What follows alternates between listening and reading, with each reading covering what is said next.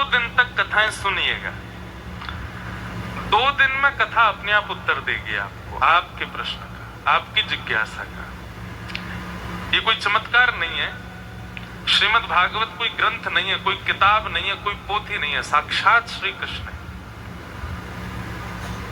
और मैंने अपने 9 वर्षों में, और मेरे पूज्य पिताजी महाराज लगभग 50 वर्षों से कथा कर रहे हैं, ये अनुभव किया है कि कोई भी श्रोता जिज्ञासा प्रकट करता है, व्यास के मुख से अपने आप उसका उत्तर आ जाता है। वो कुछ, मैं ऐसा नहीं कहूंगा कि आप ये सोच रहे हैं मैं बताऊं, भाई ये सब जादूगरी नहीं आती हमको, लेकिन कथा कहते कहते कोई अर्जुन कृष्ण संवाद चल रहा है, कृष्ण उद्धव संवाद चल रहा है, गोपियों के साथ कोई बात चल रही है, उसी बीच में ही मैं कुछ ऐसा अपने आप प्रकट होता है। और ये मेरे साथ नहीं, जो भी व्यास मंच पर बैठते हैं कथा वक्ता, उनकी कथा में जिज्ञासा का उत्तर अपने आप प्रकट होता है। क्योंकि श्रीमद् भागवत कोई ग्रंथ किताब पोथी नहीं है, साक्षात कृष्ण बैठे हैं आपके सामने, और ये सब जानते हैं सामने जो बैठे हैं ये क्या विचार कर रहे हैं, वक्ता से मुझे वो बुलवाना है। एक बार बद्रीनाथ में मेरी कथा थी।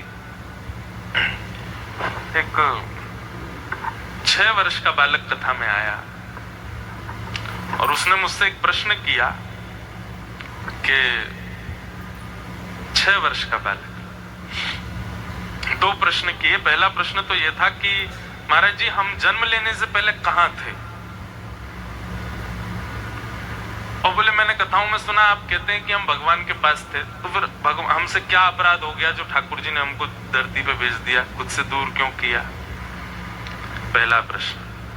और दूसरा प्रश्न उसने कथा से संबंध में किया कि जब अश्वत्थामा को, कथा आएगी तो विस्तार से आप सुनेंगे, अश्वत्थामा ने निर्दोष बालकों को मार दिया, तो अर्जुन जब अश्वत्थामा को मारने लगा तो भगवान ने ऐसा क्यों कहा कि ब्राह्मणों को नहीं मारना चाहिए? और यदि भगवान ऐसा कहते हैं कि ब्राह्मणों को नहीं मारना चाहिए, तो खुद ने रावण को क्यों मार दिया? रावण भी ब्राह्मण था। ये 2 मेरे प्रश्न है। 6 वर्ष का बालक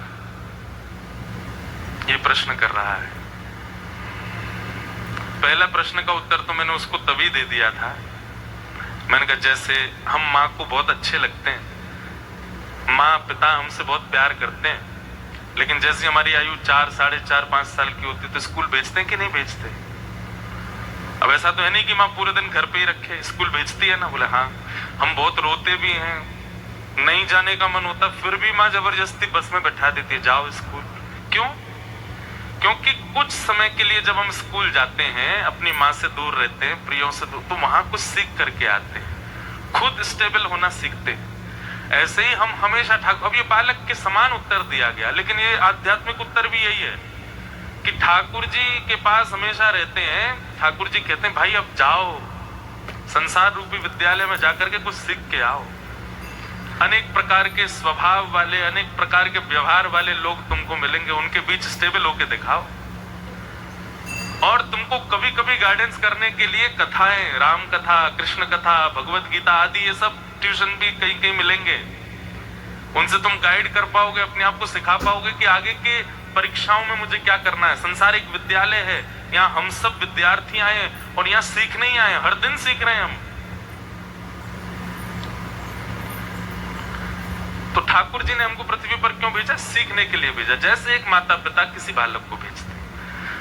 दूसरे प्रश्न का जो उसने उत्तर मांगा, मैंने कहा बेटा ये तो मैं पढ़ के बताऊंगा कि ठाकुर जी ने ऐसा क्यों कहा कि ब्रह्म बंधुर न हंतव्य। भगवान ने 2 लोगों के लिए कहा है, एक तो ब्राह्मणों को और दूसरा स्त्रियों को मृत्यु दंड नहीं देना चाहिए।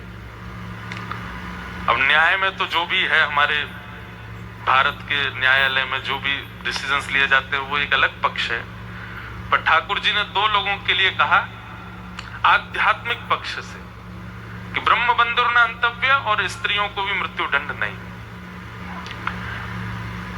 तो मैंने कहा मैं देखता हूं कहां ठाकुर जी ने ऐसा क्यों कहा, और फिर जब कहा तो खुद क्यों मारा। श्रीमद् भगवत गीता में भगवान ने वर्णाश्रमों का वर्णन किया और उसमें एक उत्तर मिला कि जो व्यक्ति जिस वर्ण का है, यदि वो उस वर्ण के नियमों का पालन नहीं करेगा, जिस वर्ण के नियम का पालन करेगा, मेरे सन्मुख वो उसी वर्ण का माना जाएगा। ब्राह्मण के धर्म क्या है? पढ़ना, पढ़ाना, दान लेना और दान देना, 4 काम है ब्राह्मण के। पहला पढ़ना, पढ़ाना। मैं आपको ज्ञान नहीं दे सकता अगर मैं स्वयं नहीं अध्ययन किया होगा। तो आप लोग मुझे अगर प्रणाम भी करेंगे और कहीं ना कहीं आप लोगों से इतना भी कम मेरे पास नॉलेज है तो आपका प्रणाम मुझे गिर देगा नीचे, आज नहीं तो कल। तो ब्राह्मण के 4 कर्म, पढ़ना, पढ़ाना, दान देना और दान लेना। लेने पे तो सब हावी हैं, देने ज्ञान देने पे तो सब हावी हैं और दान लेने पे सब हावी हैं। पर 2 बातें भूल जाते हैं, ज्ञान लेना भी आवश्यक है और दान देना भी आवश्यक है ब्राह्मणों। तो भगवान जब वहां कहते हैं कि जो वर्णाश्रमी अपने वर्ण का कर्म ना करके दूसरे के वर्ण का कर्म करेगा तो मेरे सन्मुख वो उसी वर्ण का माना जाएगा। रावण ब्राह्मण है लेकिन अस्त्र लेकर के ठाकुर जी के आगे खड़ा है, जो कि क्षत्रियों का धर्म है, इसलिए मारा गया। ठाकुर जी ने वहां विचार नहीं किया रणभूमि में। ये मैंने उसको उत्तर दिया 3 दिन बाद। 3 दिन तक तो मैं उससे फेस टू फेस शक्ल ही नहीं मिला पा रहा था। मैंने कहा छोटा सा बालक, इसको क्या बताऊं मैं। तो ये उत्तर मिला कैसे? प्रश्न किया। अब मैं रोज कभी भागवत जी में देखता हूं, कभी भगवत गीता में देखता हूं, कभी गुरु, अब बद्रीनाथ में नेटवर्क नहीं आते, गुरु जी का फोन नहीं लगता। लेकिन गुरु जी ने कहा था कि भाई जिज्ञासा मन में रखो और भागवत जी के सन्मुख जाओ, भागवत जी अपने आप उत्तर देती है। भागवत जी से नहीं मिला, भगवत गीता से मिला, लेकिन मिला भागवत जी की कृपा से। तो इसलिए ये कुछ बातें जो मैंने कही है, जिज्ञासा जरूर रखिएगा और मुझसे पूछिएगा। नहीं पता होगा तो अगले दिन बताऊंगा, और नहीं तो एक प्रैक्टिकल करके देख लीजिएगा। कुछ सोच करके बैठिए, बस 2 दिन कथा सुनिए, आपका उत्तर मिलेगा, अपने आप व्यास के मुख से प्रकट होगा। तो ये अपॉर्चुनिटी मुझे और आपको बहुत अच्छे से मिल गई है। बिल्कुल हमारा 1-to-1 कन्वर्सेशन चलने वाला है अगले 7 दिन तक। 2 चीजों का विशेष ध्यान रखिएगा। पहली तो निद्रा देवी, ये कुंभकर्ण की पत्नी है और इसका यहाँ इस सभागृह में, पंडाल में तो मैं जिम्मेवारी लेता हूं नहीं आएगी, लेकिन यहां मुझे थोड़ा सा अभी पहले दिन से ही भयसा लग रहा है, क्योंकि जिस प्रकार का माहौल है वो आक्रमण आप पर कर सकती है। क्योंकि निद्रा देवी, जब कुंभकर्ण मार दिया था रावण ने, तो निद्रा देवी बोली मैं बदला लूंगी राम जी आपसे। तो राम जी बोले कैसे लोगी? आपके वैकुंठ में ताला लगवाऊंगी, मैं स्वर्ग में ताला लगवाऊंगा। बोले क्यों लगवाऊं? बताओ कौन जाता वैकुंठ? तो बोले जो नाम जप करते हैं, भजन करते हैं, कीर्तन करते हैं, शुद्ध जीवन जीते हैं, गुरुजनों की आज्ञा मानते हैं, कथाएं सुनते हैं, वो लोग जीते हैं। बोले इन सब चीजों को जो बहुत अति मात्रा में करेगा मैं उसके ऊपर ही जाके बैठूंगी। इसलिए लोग नाम जप करने वाले को भी नींद आती है, कथा सुनने वाले को भी नींद आती है, ध्यान कर मेडिटेशन करने वाले भी सो जाते हैं मेडिटेट करते करते। क्यों? आक्रमण है निद्रा देवी का, उससे थोड़ा बचिएगा। और उससे बचने के लिए हम एक चीज और कह सकते हैं कि आप दूसरों, एक जो पड़ोसी हैं आपके बगल वाले, उनको अधिकार है, अगर आपका बगल वाला सो जाए तो आप उसको पिंच कर सकते हो या फिर आप उसको कोनी मार सकते हो। और लेकिन करना ऐसा कि मुझे ना पता चले, क्योंकि नहीं तो मुझे हंसी आ जाएगी, देखो भाई ये उठा रहा है तो उसके लिए आपको अधिकार है, उसका आपको डबल पुण्य मिलेगा अगर बगल वाले को आपने नहीं सोने दिया तो। और क्योंकि यहाँ पर ज्यादातर लोग मेरे से तिगुनी उम्र के बैठे हैं, इसलिए भी ये संभावना है कि निद्रा देवी आवे। उसका फिर दूसरा उपाय ये है, भोजन कम, और हो सके तो अर्ली पा लीजिएगा, कथा से पहले कुछ मत खा के आना, नहीं तो नींद आएगी। तो ये कुछ बातें हैं हम लोग कथा श्रवण के लिए। आज महात्मा की कथा है, पहला दिन महात्मा सुनाया जाता। महात्मा मतलब महत्व, उसका महत्व क्या है, तो महात्मा की चर्चा हम लोग करेंगे। क्यों कथा सुनाई जाती है, उसके क्या प्रोसेस हैं, क्यों उसका इतना इतना सब जगह क्रेज है, क्यों, क्या उसके नियम होते हैं, सब कुछ बताया गया सूक्ष्म रूप में, मैं आप सबको बताऊं। आज महात्मा, कल से फिर प्रथम स्कंद से कथा होगी। श्रीमद् भागवत में 12 स्कंद है, हर स्कंद में अनेक अध्याय, किसी में 10 अध्याय, किसी में 20 अध्याय, किसी में 11 अध्याय। इस प्रकार भागवत बहुत विस्तृत है। 18,000 श्लोक हैं। कितने? 18,000। लेकिन क्योंकि व्यास जो है वो प्रवचन कर रहा है, इसलिए उसको नियम नहीं है कि उसको 18,000 श्लोक ही पूरे करने। इसलिए वर्णम पंच विप्राणाम, 5 ब्राह्मण, एक यहाँ बैठे हैं, बाकी के भीतर बैठे हैं, एक यहाँ बैठे हैं, ये सब बैठ करके 18,000 श्लोकों का पाठ करेंगे पूरा। लेकिन इनका क्रम केवल जो कथा करवाते हैं ना, उनकी पूर्ति के लिए होता है, उनके परिवार के लिए, उनकी सुख समृद्धि आदि के लिए। प्रवचन जो होता है वो सबके लिए होता है। यहाँ पर मुख्य मुख्य श्लोक और मुख्य मुख्य विषयों पर बोला जाता है। तो आज महात्म की चर्चा है, हम महत्व की चर्चा सुनेंगे। और क्योंकि एक बात और मैं अपना परिचय दे दूं, मैं रस पक्ष का वक्ता हूं, मैं रस ज्यादा कहना पसंद है मुझे। लेकिन जब वो होता है कि मैं माहौल देख करके बोलता हूं, जैसा माहौल बन जाएगा इस सभागृह का वैसी कथा होगी। तो अगर एक भी यहाँ रसपक्ष का व्यक्ति आ गया तो कथा रसपक्ष में जाने से आप नहीं रोक पाओगे। रसपक्ष मतलब फिर वो अंतरंग लीलाएं, ठाकुर जी की प्रिया प्रियतम का मिलन और वो भाव का प्रसंग ज्यादा रहेगा। तो इस प्रकार की बातें हैं। आइए महात्मा में हम लोग प्रवेश करते हैं। सच्चिदानंद रूपाय विश्वोत्पत्त्यादि हेतवे तापत्रय विनाशाय श्री कृष्णाय वयम् नमः। महात्मा का पहला श्लोक, कुछ मत डालो, ऐसे रहना। महात्मा का पहला श्लोक, यहां भगवान का परिचय दिया गया है। एक प्रकार से श्रीमद् भागवत क्या करती है, सुनने वाले व्यक्ति को 7वें दिन तक कृष्ण अपने से लगने लगेंगे। अभी आप श्री कृष्ण को क्या मानते हैं? भगवान, परमात्मा, ईश्वर। पर जब 7वां दिन पूर्ण होगा तो जरूरी नहीं सब, पर आप में से कुछ लोग उनसे कोई संबंध बना चुके होंगे। जैसे वैसे कंपैरिजन तो नहीं करना चाहिए, लेकिन पता नहीं क्यों मन में भाव आ रहा है तो मैं कर देता हूं। जैसे मूवीज देखने वाले लोग जब देखने जाते हैं तो कैरेक्टर को देख करके, एक्टर को देख करके, जब तक मूवी पूरी होती है तब तक उससे कुछ ना कुछ रिलेट कर लेते हैं। कई बार पता है कि पिक्चर है, नाटक है, लेकिन फिर भी आंखें भर आती हैं। पता है पिक्चर है, नाटक है, लेकिन फिर भी कुछ ना कुछ होता। पर वहां का संबंध कैसा होता है? 1-2 दिन वाला होता है बस, वो फिर आप नॉर्मल हो जाते हो, अपने दिनचर्याओं में आ जाते हो। पर यहाँ अगले 7 दिनों में आप जो कनेक्शन बनाएंगे ठाकुर जी से, वो लाइफ टाइम रहेगा। वो आप उसको चाह करके भी नहीं तोड़ पाओगे। मीराबाई को उनकी माताजी ने केवल एक बार कह दिया था। कथा आती है कि मीराबाई छोटी सी थी और एक दिन बहुत जोर जोर से ढोल नगाड़े बज रहे थे, तो मीराबाई ने पूछा माँ से, ये ढोल नगाड़े क्यों बज रहे हैं? बोले किसी की बारात जा रही है। तो माँ, बारात क्या होता है? बोले जब कन्या ब्याह लायक हो जाती है तो उसको बरने के लिए पति आता है, बारात लेके, घोड़ी पे बैठ के, सेहरा बांध के, नए कपड़े पहन करके, और उसको वरण करके ले जाता है। मीरा कहती है कन्या तो मैं भी हूं, मतलब मेरा भी ब्याह होगा? बोले हाँ तेरा होगा, तू बड़ी हो जाएगी तेरा भी ब्याह होगा। अच्छा, तुम मुझसे ब्याह कौन करेगा? मेरा पति कौन होगा? सब माताएं हंसने लगी। बोले ये कोई अभी पूछने वाली बात है? कहीं ना कहीं तो होगा, कुछ तो कर रहा होगा, जब हो जाएगा लायक तो आ जाएगा तुझे लेने।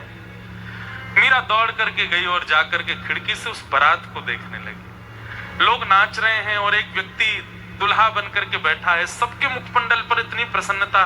मीरा सोचने लगी वो कितनी प्रसन्न होगी जिसको ब्याहने इतने इतने आनंद के साथ इतने लोग जा रहे हैं, बारात लेके एक दूल्हा जा रहा है।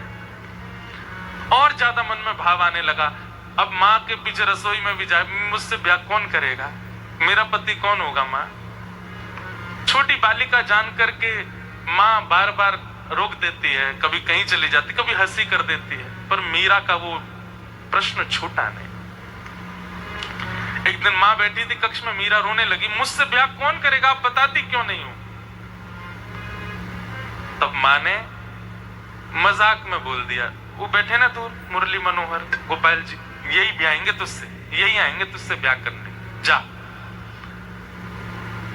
मीरा ने घूम करके देखा और बस वो पहली दृष्टि में ही मीरा को अपने पति दिखने लगे। उन्हें छोटी सी मीरा, जैसे बड़ी घर की जो माताएं हैं वो अपने पति के साथ, पति के सामने कैसा व्यवहार करती हैं उनको देखती है मीरा, और फिर कमरे में जाके वैसा व्यवहार उनसे करती है। मेरी माँ जैसे मेरे पिताजी आते हैं तो नीची नजर कर लेती हैं, थोड़ा कम बोलती हैं। प्राचीन भारत की जो परंपराएं रही, आजकल वाला भारत नहीं। कोई बात नहीं, अच्छा है, परिवर्तन संसार में होता ही रहता। पर हाँ, कई चीजें मुझे थोड़ी अटपटी लगती हैं। हो सकता है आप लोगों को मेरी बातें अच्छी ना लगे। जैसे कोई माता अपने पति का नाम ही बोल देती है ना, जब रमेश, महेश, सुनो ये कर दो, मन में थोड़ा सा पता नहीं क्यों पीड़ा सी हो जाती है उस समय। या पति भी पत्नी का नाम बोले तो आपको पता शास्त्रों में मना है। एक पुत्र का, गुरु का, अति श्रेष्ठ व्यक्ति का और अति प्रिय का नाम नहीं बोलना, और अपना भी नाम नहीं बोलना चाहिए ज्यादा, आयु घटती है। इसलिए गुरुजनों का नाम नहीं बोलते हम, वो परम पूजनीय हैं, महाराज जी हैं, ऐसा वैसा उपाधियां लगाते हैं आगे। अब जैसे हमारे देश के राष्ट्रपति भी हैं, तो कोई सीधे उनका नाम बोल दे तो कितना बवाल हो जाता है सब जगह, क्योंकि यहाँ के लोग उसको रेस्पेक्ट पक्ष में देखते हैं। पर शास्त्रीय पक्ष में भी नहीं बोलना चाहिए। श्रेष्ठ व्यक्ति को उपाधि से ही बुलाना चाहिए, उसका नाम नहीं बोलना चाहिए। दूसरा, पति का या पत्नी का स्पष्ट नाम नहीं बोलना चाहिए। इसलिए हमारी पूर्वज लोग, हमारे जो माताजी पिताजी, ये सब लोग पिताजी माँ को या तो उसके बेटे की माँ के नाम से बोलेंगे, ए भाई चंदू की माँ सुनो ऐसा करो, या माँ जो है सुनो करुणा के पिताजी ऐसा कर दो, ऐसा ऐसा करके बोलते थे। स्पष्ट नाम कभी कभी बात अलग है, पर स्पष्ट हमेशा नहीं बोलते थे। उसके पीछे कारण है कि स्वच्छंद नाम में दोष आ जाता है। अपना नाम भी बार बार नहीं बोलना चाहिए। जैसे इंद्रेश ये करेगा, इंद्रेश नहीं बोलता कोई भी।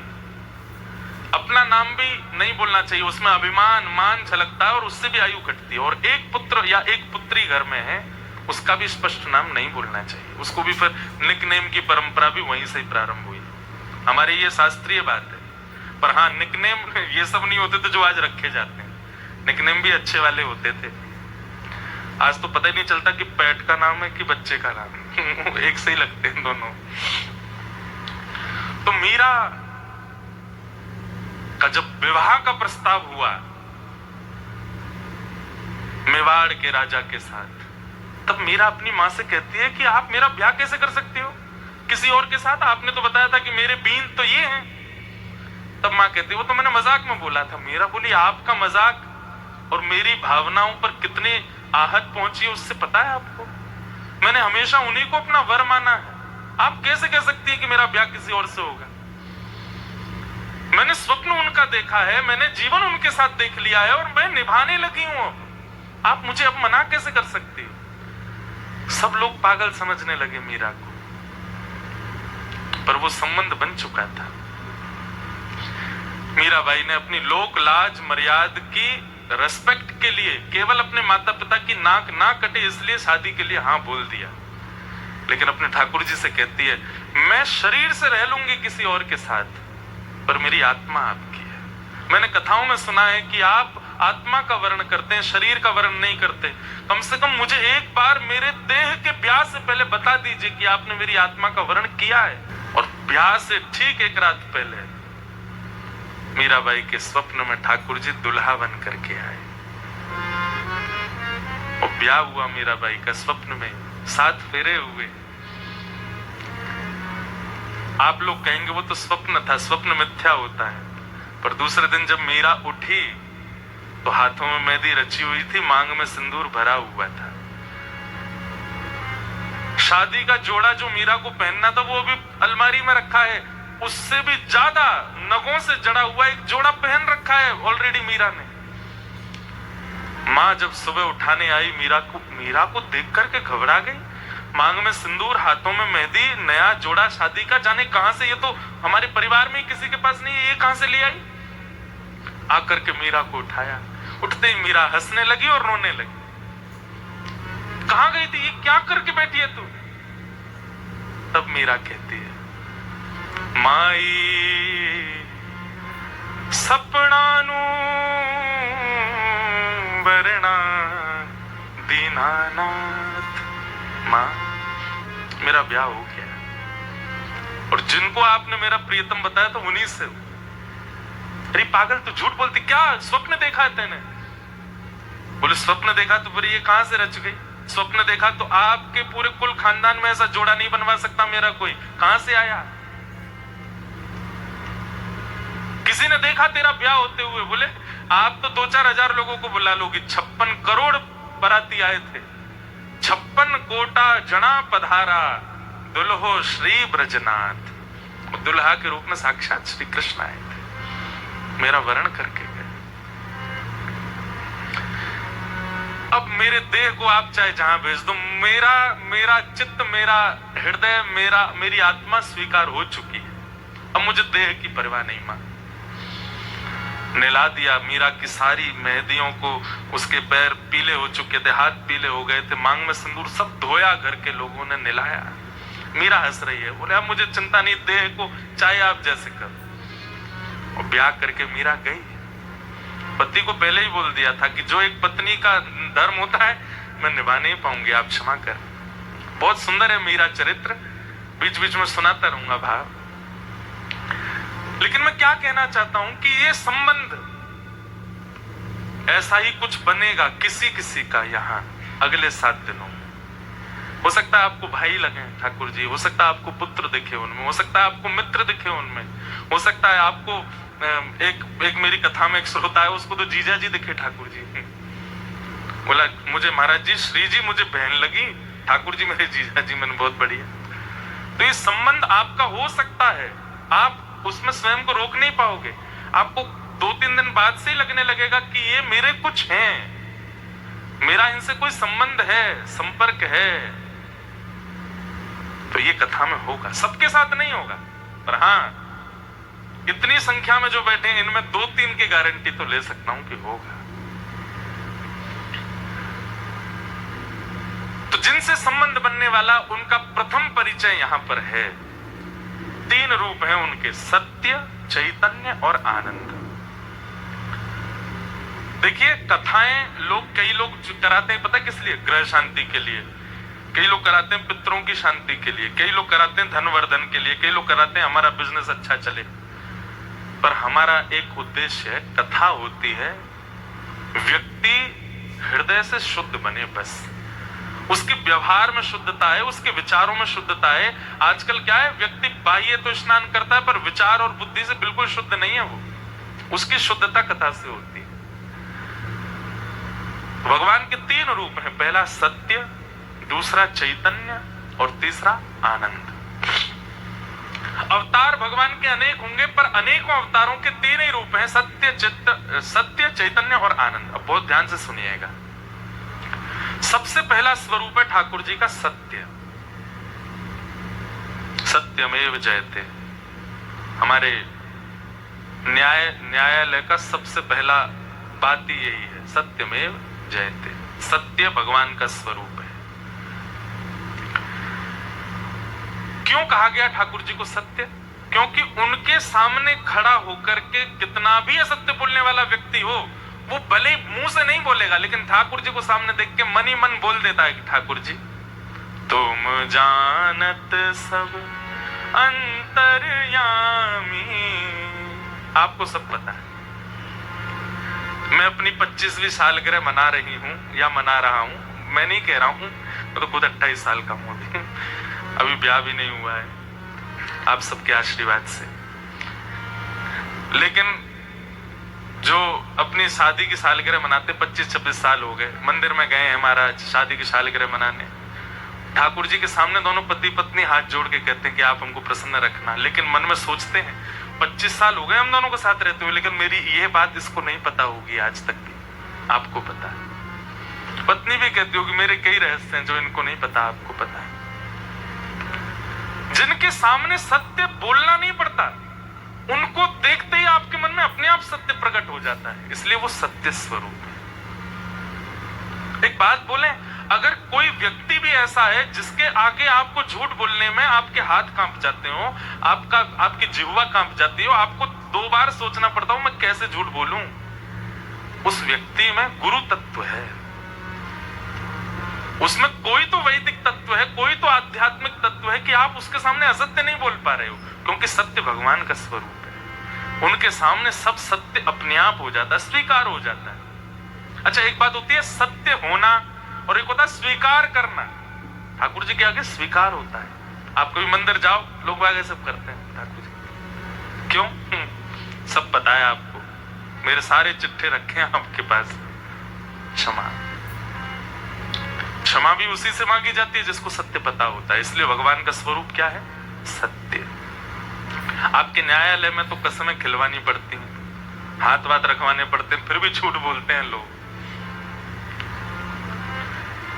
क्योंकि वहां बोलना है, सबके सामने स्वीकार करना, और वो नहीं करेगा व्यक्ति। वो आपको फिर उस पर कुछ ना कुछ पुलिस वालों से कह के कुछ करवा के उससे सत्य उगलवाना पड़ता है। पर ठाकुर जी के आगे सत्य अपने आप स्वीकार होता है। हमारे सूरदास जी महाराज वृंदावन के हमारे अष्ट सखा हुए, सूरदास का नाम सबने सुना, नेत्र नहीं थे उनके। सूरदास जी एक पद में कहते हैं, कौन कुटिल खल कामी मौसम, कौन कुटिल खल कामी मौसम, जो तन दियो ताहि बिसरायो, जो तन दियो ताहि बिसरायो, ऐसो नमक हरामी मौसम, कौन कुटिल खल कामी। मैं इस पद को गाते समय कभी कभी आश्चर्य में आ जाता हूं। क्यों? क्योंकि ये पद गाने वाला व्यक्ति है सूरदास, जिसको दुनिया पूछती है। वो ठाकुर जी से कह रहे हैं, कौन कुटिल खलकामी मौसम। सूरदास सामान्य नहीं है, सूरदास के पास नेत्र नहीं है, पर सूरदास की उपस्थिति से जड़ मूर्ति भगवान की हिलने लग जाती थी। वो सूरदास कह रहे हैं कि कौन कुटिल खलकामी मौसम। हम 4 दिन से तिलक क्या लगाने लग गए, हम तो दुनिया के आगे ऐसा दिखाने लग जाते हैं कि हमसे ज्यादा कोई संयमी नहीं, हमसे ज्यादा कोई क्रोधहीन व्यक्ति नहीं, हमसे ज्यादा कोई कामहीन व्यक्ति नहीं, हम में तो कुछ भी दोष नहीं है, हम तो सर्वगुण संपन्न है। 4 दिन में हमारी ऐसी स्थिति हो जाती है। वो सूरदास कह रहे हैं कौन कुटिल खलकामी मौसम। इसका मतलब क्या है? दोष सबके अंदर है, अपराध सबके अंदर है, पर जिसके सामने स्वीकार हो वो परमात्मा है। न्यायालय में भी कसमें इसलिए खिलाई जाती हैं कि भाई जरा भी इसके अंदर अगर आत्मा होगी ना, जरा भी इसके अंदर अगर वो होगा, क्या बोलते हैं उसको, हृदय होगा ना, तो हाथ रखने से पहले, कसम खाने से पहले डरेगा थोड़ा, तो डर के मारे से सत्य तो बोलेगा। क्योंकि कहीं ना कहीं हमारा भारत राष्ट्र ये जानता है कि भगवान के आगे झूठ नहीं बोलेगा, इसलिए कसम खिलवाते हैं। यहां तो सत्य बोलेगा, इसलिए वो सत्य है। कभी अवसर नहीं मिला मुझे कोर्ट में जाके देखने का, कसम खिलवाते ही हैं क्या? खिलवाते हैं। रुका तो मैं सुप्रीम कोर्ट में ही हूं, अब किसी दिन देखूंगा कैसे होता है। पता नहीं देखने को मिलेगा कि नहीं, भगवान करे हमको देखने को मिले ही ना, कभी कोर्ट में जाने का अवसर मिले ही ना। लेकिन बात स्पष्ट होती है कि भगवान सत्य है, उनके सामने सत्य स्वीकार होता है। और अगर कोई असत्य बोलता भी है ना, उसको चिंता हो जाती है रात भर, मैंने झूठ बोल दिया। ठाकुर जी के आगे झूठ बोलते हैं, वो तो सब जानते हैं, उनके सामने। वो बात अलग है कि कोई इतने ऊंचे लेवल का कैदी हो जाए या दोषी हो जाए, उसको फर्क ही नहीं पड़ता भगवान से, वो तो खाई जाएगा कसम। पर हाँ, जरा भी उसके अंदर जहन में आत्मा होगी तो घबराएगा। क्यों? क्योंकि भगवान का स्वरूप क्या है? सत्य।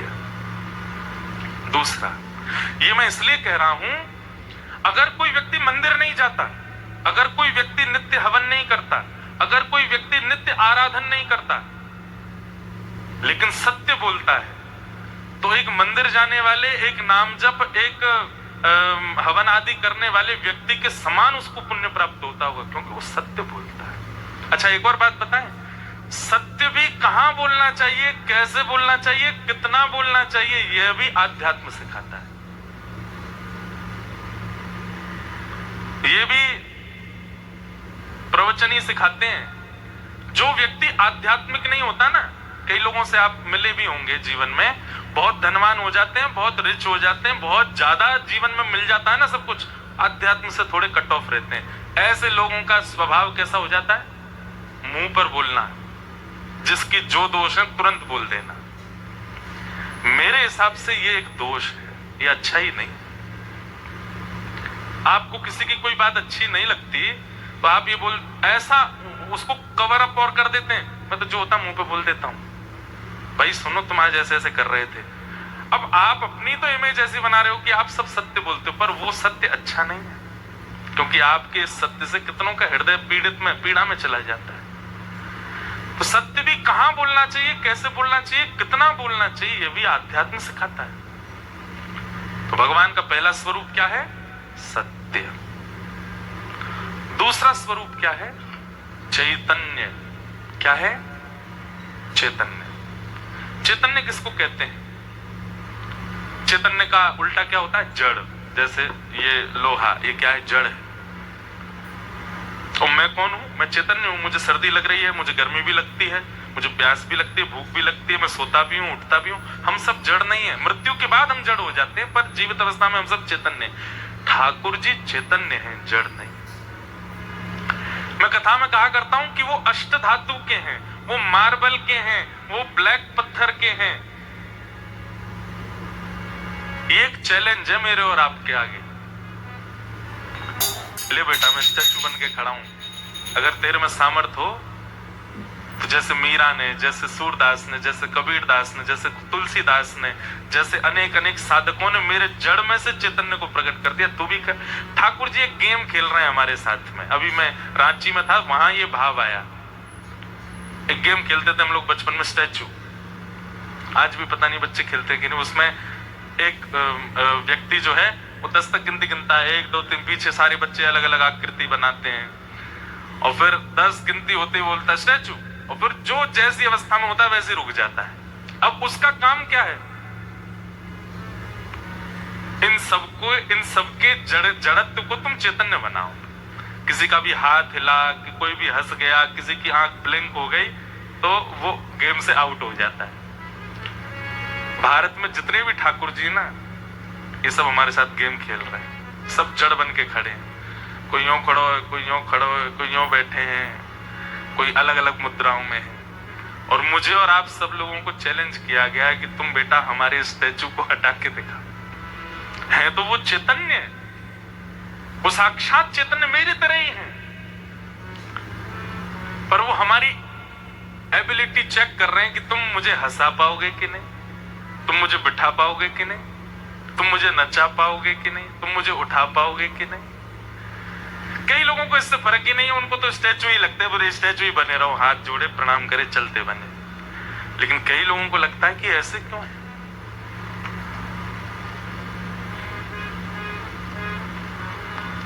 ठाकुर जी चैतन्य है। आज के बाद किसी भी मंदिर में जाइए, कभी भी ये मत कहिएगा ये कौन सा पत्थर है, या ये कौन सा धातु है, या ये कौन सा स्टोन है। नहीं, आप ये समझ जाइएगा मेरी बात याद करके कि भाई ये गेम चल रहा है और स्टैचू खड़ा है, मुझे इनको हंसाना है, मुझे उनको उठाना है, और उसके लिए मेरे अंदर स्किल्स होनी चाहिए उनको उस स्थिति में ले जाने की। और वो स्किल्स यहीं सिखाई जाएंगी, यहां बताई जाएंगी। आप लोगों के मन में प्रश्न आ सकता है, आप हमको सिखाने की बात कर रहे हो, आपने कितने स्टैचू चैतन्य कर दिए? आप भी पूछ सकते हैं।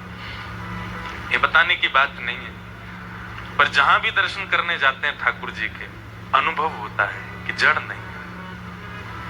कल जगन्नाथ जी का दर्शन किया रात्रि में, श्री जगन्नाथ महाप्रभु।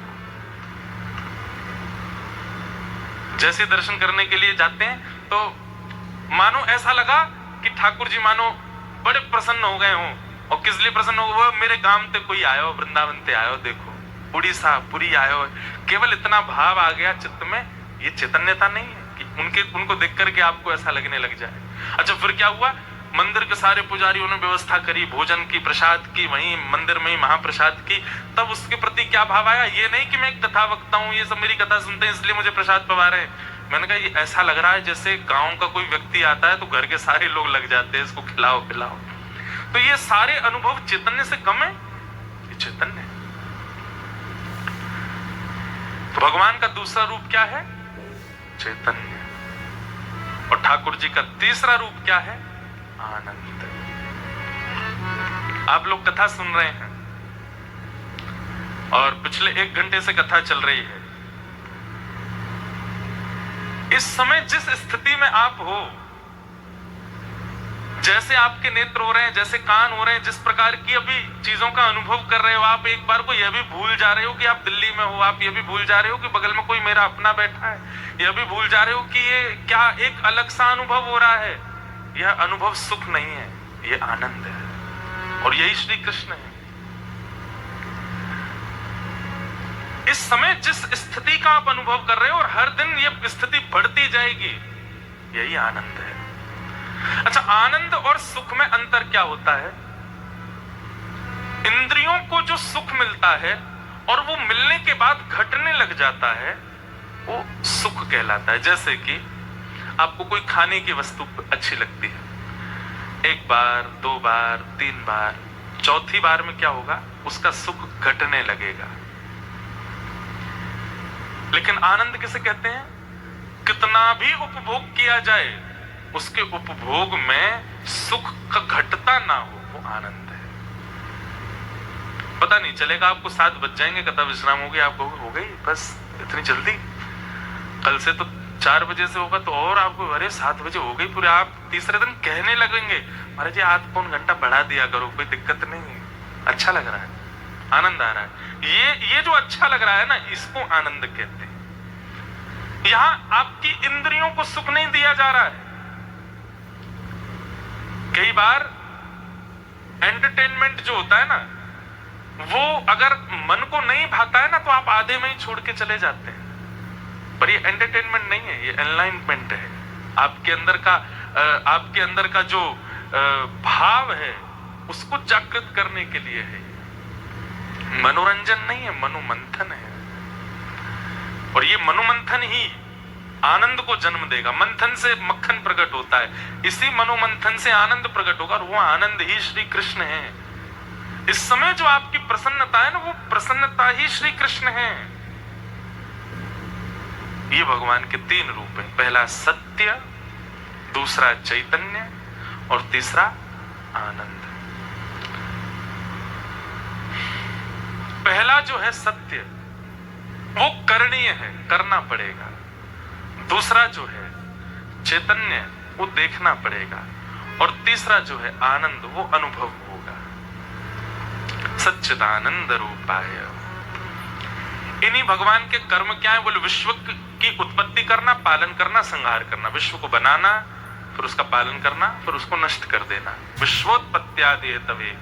फिर तीसरी बात आई, ठाकुर जी का गुण क्या है? तो तापत्रय विनाशाय। 3 प्रकार के तापों का जो उपशमन करते हैं, ऐसे श्री कृष्णाय वयम नमः। अच्छा, एक बात, ये तापत्रय विनाशाय जो कहा गया है,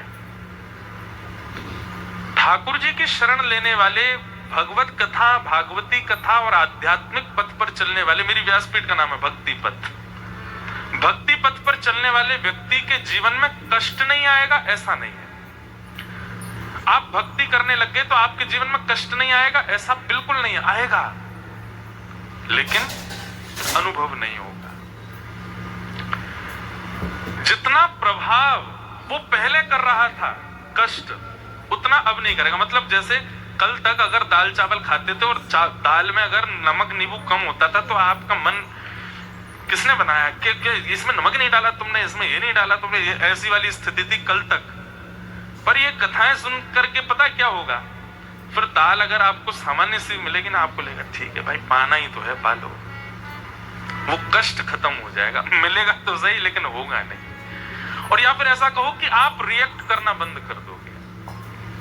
आध्यात्मिक व्यक्ति का यही होता है कि भक्ति पथ पर चलने वाला, आध्यात्म पथ पर चलने वाले व्यक्ति के जीवन में संकट वैसे आते हैं जैसे एक संसारी व्यक्ति के जीवन में। पर संसारी व्यक्ति हल्ला बहुत कर देता है, रिएक्शन उसका बहुत खतरनाक होता है। आध्यात्मिक व्यक्ति रिएक्ट नहीं करता। 3 घंटा बैठ के कथा करने में हमारे भी पैरों में दर्द होता है, पर लेकिन रिएक्ट करने का स्वभाव खत्म हो जाता है। और मैंने अनुभव किया, जब मैं पहले कथा करता था स्टार्टिंग टाइम में अपने में, तो पहले मैंने एक कथा अपने पिताजी को ही सुनाई एकांत में। तो 4 घंटे का 3 घंटे का नियम होता है कथा का। 1 घंटा कथा करते ही मैंने कथा करते करते बोला, पिताजी दर्द हो रहा है, अब आगे की कल सुनाऊंगा। पिताजी बोले, भाई बन गए तुम व्यास, 3-4 घंटा कैसे करोगे? फिर धीरे धीरे धीरे धीरे ऐसा होता था कि कथा के बाद मुझे बहुत देर तो अपने पांव ऐसे दबाने पड़ते थे, ब्लड रुक गया, ये हो गया। लेकिन फिर ये बात समझ में आई कि मेरा पूरा कंसंट्रेशन जब कथा में होने लगा, जो विषय मैं कह रहा हूं उस पर मेरा ध्यान जाने लगा, तब से मुझे होता है यहां से जब उठ के जाऊंगा तब दर्द होगा, लेकिन इतनी देर दर्द नहीं होगा। क्यों? क्योंकि पूरा ध्यान मेरा कथा की ओर है। और दूसरी बात, जब आप भक्ति मार्ग में आगे बढ़ने लगते हैं ना, तो आपका रिएक्ट करने का स्वभाव खत्म जैसा हो जाता है। आप लेट गो करना सीख जाते हैं। जो कोई बात नहीं वाली बात है वहां तो रिएक्ट करोगे, पर बहुत छोटी छोटी चीजें ऐसी होती हैं जो लाइफ की ऐसी हैं जिन पर रिएक्ट हम बेवजह करते हैं। अपना भी मूड खराब, पूरे परिवार का भी मूड खराब, उन पर रिएक्ट करना आप बंद कर दोगे यदि आप भक्ति पथिक हो गए तो। तापत्रय विनाशाय का यही अर्थ है। आदि दैविक ताप, आदि भौतिक ताप, आध्यात्मिक ताप। इनमें शारीरिक पीड़ा, मानसिक पीड़ा और व्यवहारिक पीड़ा, ये तीनों पीड़ाएं आपके जीवन में आएंगी, लेकिन आप रिएक्ट नहीं करोगे। सहना सीख जाओगे या फिर लेट गो करना सीख जाओगे। तापत्रय विनाशाय, 3 प्रकार के तापों का ठाकुर जी विनाश करते हैं। ऐसे श्री कृष्णाय वयम नमः, ऐसे श्री कृष्ण को हम बारंबार प्रणाम करते हैं। एक प्रकार से देखा जाए तो कृष्ण क्या करते हैं, एक एक्चुअल ह्यूमन बीइंग जो होता है उसका निर्माण करते हैं ठाकुर जी। बहुत ज्यादा चीजों पर रिएक्ट करने वाले व्यक्ति के लिए तो हम सामान्य रूप से भी कहने लग जाते, भाई इसके तेवर नहीं खत्म हो रहे, नेक नेक में चिल्लाता है, नेक नेक में ऐसा हो जाता है। लेकिन आपका रिएक्शन कम हो जाए तो समझ जाओगे अब ठाकुर जी की दृष्टि है आप पे। अब आप रिएक्ट नहीं करते, आप लेट गो करते, भूल और जाते हो हुआ क्या था पता ही नहीं। तापत्रय विनाश, तो मतलब कष्ट आएगा, पर वो कष्ट पीड़ा नहीं। मैं अपनी कथा में कहा करता हूं कि कथा क्या है, आध्यात्म क्या है, प्रवचन क्या है, एनेस्थीसिया का इंजेक्शन है। ऑपरेशन तो होगा पर पीड़ा नहीं होगी। पर सांसारिक एनेस्थीसिया में क्या होता है कि थोड़ी देर बाद दर्द होना लग जाता है, पर यहाँ का एनेस्थीसिया कथा का ऐसा होता है कि पर दर्द होता ही नहीं है, पर तो आप प्रसन्नता में रहते हो चाहे जैसा जीवन हो। सच्चिदानंद रूपाय विश्वोत्पत्त्यादि हेतवे तापत्रय विनाशाय श्री कृष्णाय वयम नमः। तो ये भगवान का एक सूक्ष्म परिचय है। क्या था? 3 रूप हैं उनके, 3 कर्म हैं उनके और 3 गुण हैं उनके। ऐसे त्रिगुणातीत श्री कृष्ण को हम प्रणाम करते हैं। ये महात्मा का पहला श्लोक। अब महात्मा हम आपको थोड़ा सा सुना दें। भागवत जी का महात्मा प्रारंभ होता है कि नारद जी, पृथ्वी की बड़ी प्रशंसा सुनी थी नारद जी ने, और पृथ्वी की इतनी प्रशंसा सुन ली, इतनी प्रशंसा, नारद जी का मन हो गया मैं पृथ्वी पर घूम के तो आऊं, देख के तो आऊं ये पृथ्वी है कैसी। और पृथ्वी देखने के लिए नारद जी आए हैं। और नारद जी ने पृथ्वी में क्या क्या देखा। अब आप एक बात अंदाज लगा सकते हो, अंदाजा कि नारद जी पृथ्वी पर आए होंगे 5-6-10 हजार साल पहले देखने के लिए, जबकि घटना हम अभी सुनेंगे। उस समय का देखा हुआ जो दृश्य था आप अनुभव करोगे आज भी ऐसा ही है। नारद जी क्या देख रहे हैं? अहम तुम पृथ्वीं यातो ज्ञात्वा सर्वोत्तमामिति पुष्करं च प्रयागं च काशीं गोदावरी तथा हरिक्षेत्रे कुरुक्षेत्रे श्रीरंगं सेतुबन्धनम् एवमादिषु तीर्थेषु ब्रह्ममाण इतस्ततः। बहुत ध्यान से सुनिएगा। इस श्लोक में ना केवल तीर्थों की बात की गई। नारद जी बोले मैं पृथ्वी पर गया, और पृथ्वी पर जाकर के मैं कहां गया? बोले हरित पुष्करम प्रयागम च काशी गोदावरी तथा। गोदावरी कहां है? गोदावरी चित्रकूट में भी है, और गोदावरी और अपने नासिक में भी है। तो आप दोनों को ले सकते हैं। तो यहां पर केवल संकेत में बताया कहां गए थे। पुष्करम च प्रयागम च काशीम गोदावरी तथा हरित क्षेत्र। हरित क्षेत्र कहते हैं हरिद्वार को। हरित क्षेत्रे कुरुक्षेत्रे श्रीरंगम त्रिचिरापल्ली सेतुबंधनम सेतुबंधन रामेश्वरम एवमादिषु तीर्थेषु ब्रह्ममाण इतस्ततः।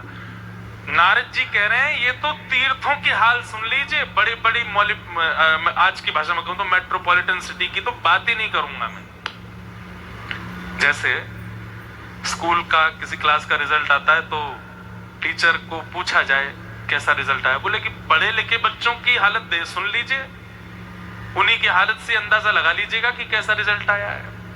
जो टॉपर था वही फेल हो गया, तो सोच लीजिए बैक बेंचर का तो क्या हुआ होगा।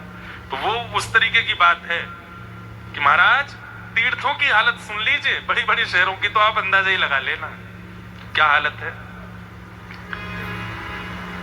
सत्यम नास्ति तपः शौचम दया दानं न विद्यते उदर भरिणो जीवा बराका कूट भाषण। बहुत सावधानी से सुनो क्या कह रहे हैं। पहली बात, सत्यम नास्ति, संसार में सत्य नहीं है, कोई सत्य नहीं बोलता, सब झूठ है। झूठ से ही शुरुआत, झूठ से ही विश्राम। कभी कभी मुझे लगता है कि हम सबको एक काउंटर लेना चाहिए। काउंटर मिलते हैं दुकानों पे, लोग बाग उसको नाम जप के लिए रखते हैं, पर हम सबको रखना चाहिए। और हर महीने अपने आप को एनालाइज करना चाहिए। उस पर बस ये कर देना, जो नंबर्स जहां आते हैं ना वहां पर एक टेप लगा देना, व्हाइट टेप, ताकि वो नंबर्स दिखे ना, और उसको आप अपनी उंगली में छुपा के रखो। जब झूठ बोलो तब दबाओ, जब झूठ बोलो तब दबाओ। और हर महीने की अंतिम तारीख पर जिस प्रकार सीए आपकी पूरी फाइल बनाता है, ऐसे ही टेप हटा के देखो कितनी बार बोला। आप देख करके शॉक्ड हो जाएंगे। 30 दिन में मैं इतना झूठ भूल गया। ये रहा एक महीना असत्य के लिए काउंटर लगाइए, फिर 0 कर दीजिए। नेक्स्ट मंथ से क्रोध के लिए काउंटर लगाओ। कितनी बार आता है 30 महीने, 30 दिन में, और वो सब एक जगह लिखते जाओ। आदमी अपना बीपी मेंटेन करता है, शुगर मेंटेन करता है, पर जो सबसे ज्यादा मेंटेन करने वाली चीज उसको कोई नहीं करता। क्रोध, काम, ईर्ष्या। आपको कब कब ईर्ष्या होती है? किसी की आपने अच्छा ही सुनी और आपके मन में आया क्यों बोल रहा है, मुझे अच्छा नहीं लग रहा है, क्यों उसकी प्रशंसा कर रहा है, लेकिन काउंटर दबाओ। एक महीना केवल ईर्ष्या के नाम, देखिए फिर कितनी ईर्ष्या हुई आपको इस महीने में। आप सोचोगे हे यमराज खुले रखना, द्वार न रखे। जो मेरी हालत चल रही है ना, कंडीशन तो बहुत विचित्र है। मैं एक बार करके देख चुका हूं अपने साथ, इसलिए मैं आपको बता रहा हूं। बहुत भयावह लगेगा आपको। आपको लगेगा इतना तो मेरा बीपी वो नहीं होता फ्लक्चुएट जितना मेरा क्रोध होता है, जितना मेरा काम होता है, जितना मेरा लोभ होता है, जितना मेरा असत्य होता है। सत्यम नास्ति। नारद जी बोले पृथ्वी पर कोई सत्य ही नहीं बोलता, सब झूठ बोलते हैं। फिर तपह नास्ति।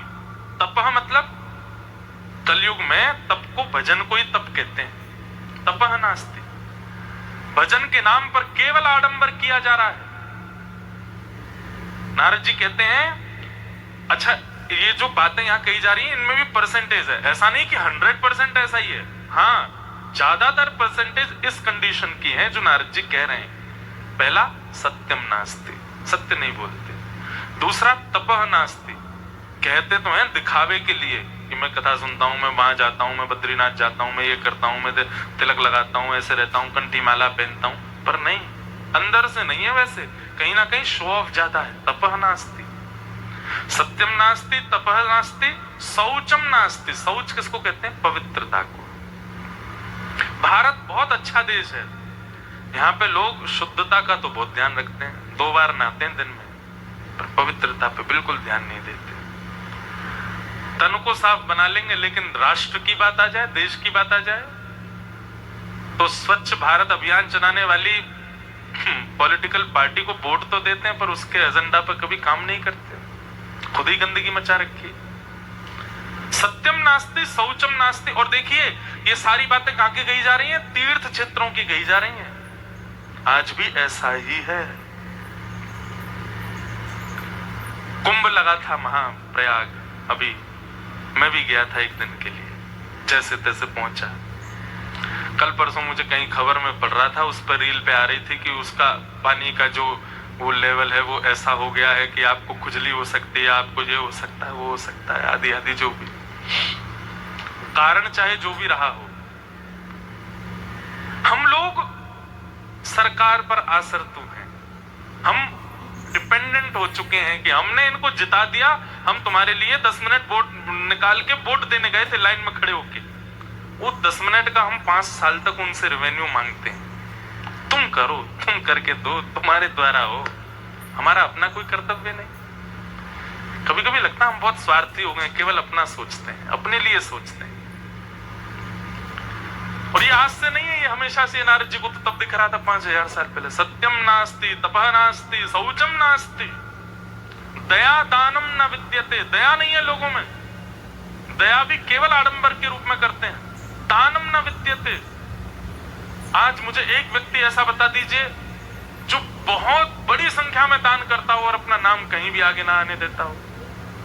भले ही वो उसको गुप्त दान का नाम देता होगा, लेकिन सीए से जाके बोल देता होगा मेरे दान की वो तो बना देना, कहीं ना कहीं इसको एडजस्ट करो, दिखा दो भाई मैं इतना दान करता हूं। वहां पर भी सही आपको दिखाना तो पड़ता है, आपको कहीं ना कहीं तो आप रेवेन्यू उसका चाहते हो ना। दानम नास्ति।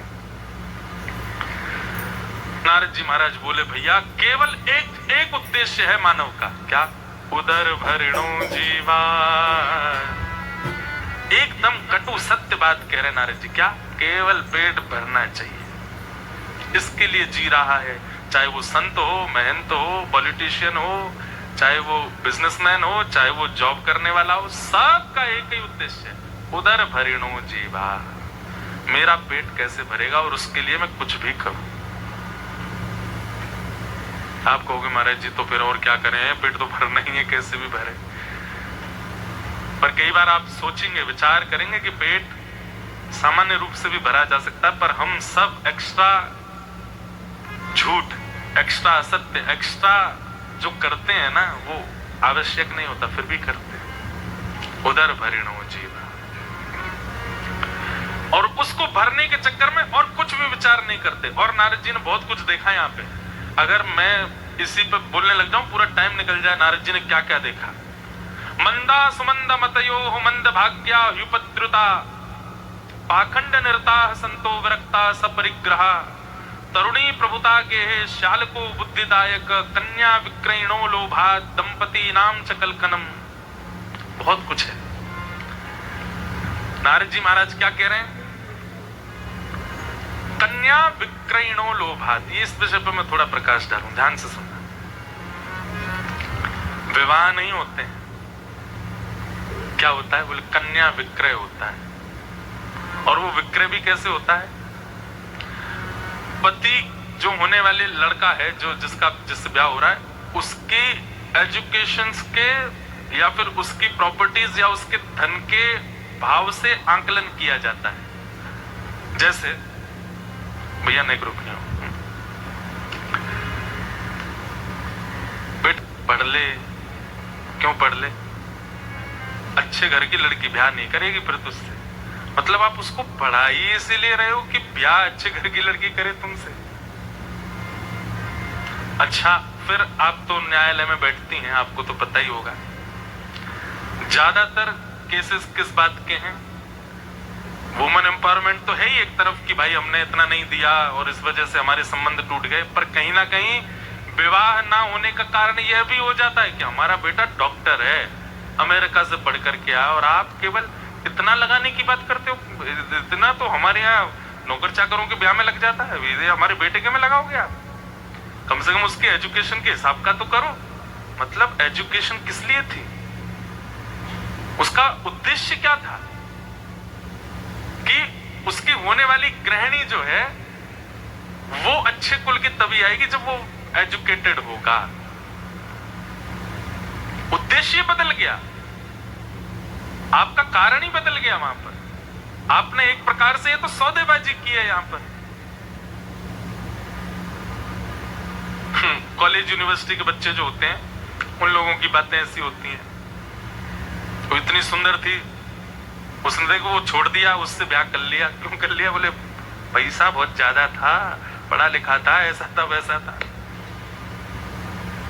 ये नहीं देखा वो नहीं देखा, बस ब्याह किया, ऐसा किया। ऐसी ऐसी बातें होती। तो मतलब उद्देश्य यहाँ ब्याह भी हमारे यहाँ पर पवित्र नहीं है, जिनको पवित्र संबंध कहा जाता है। नारद जी को वो दिखा। और नारद जी महाराज कह रहे हैं तरुणी प्रभुता गेहे। आजकल के लोग मेरी इस बात से बिल्कुल एग्री नहीं होंगे, पर मैं नहीं कह रहा हूं, नारद जी कह रहे हैं। क्या? घर में माता जी हैं, पिताजी हैं, पर उनकी एक नहीं चलती। तरुणी ग्रहता गेहे, तरुणी प्रभुता गेहे। किसकी चलती है? पत्नी की चलेगी। माता जी कह रही है ऐसा करो ऐसा करो ऐसा, बेटा कहेगा नहीं नहीं नहीं नहीं, जो ये कहेगी वो होगा।